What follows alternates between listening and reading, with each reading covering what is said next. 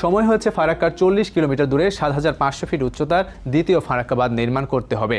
এরপর তারা বর্ষার বাঁধ খুলে দিলে পানি এই ৪০ কিলোমিটারের মধ্যেই থাকবে, আর যদি এর চেয়ে বেশি পানি ছাড়ে তাহলে সেই পানি তাদের দেশেই ফেরত যাবে, কারণ তাদের বাঁধের উচ্চতা থাকবে আমাদের চেয়ে কম ৭৩৫০ ফিট।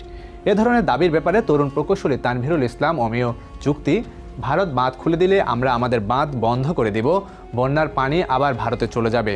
এটা শুনতে খুব মজার মনে হলেও ব্যাপারটা এত সহজ না। নদীর ধর্ম হচ্ছে আপস্ট্রিম থেকে ডাউনস্ট্রিমে যাওয়া। তাই আপনি বাংলাদেশের অংশে একটা বাঁধ নির্মাণ করে দিলেই নদীর রিভার্স দিকে প্রবাহিত হওয়ার শুরু করে, এমন সম্ভাবনা খুবই কম।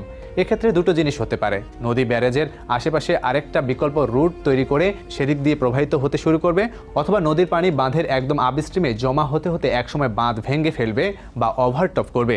দুই সিনারিওতেই কিন্তু পরিণতি একই, বাংলাদেশে আরও ভয়ানক ফ্ল্যাশ ফ্লাড এবং তীব্র নদী ভাঙ্গন।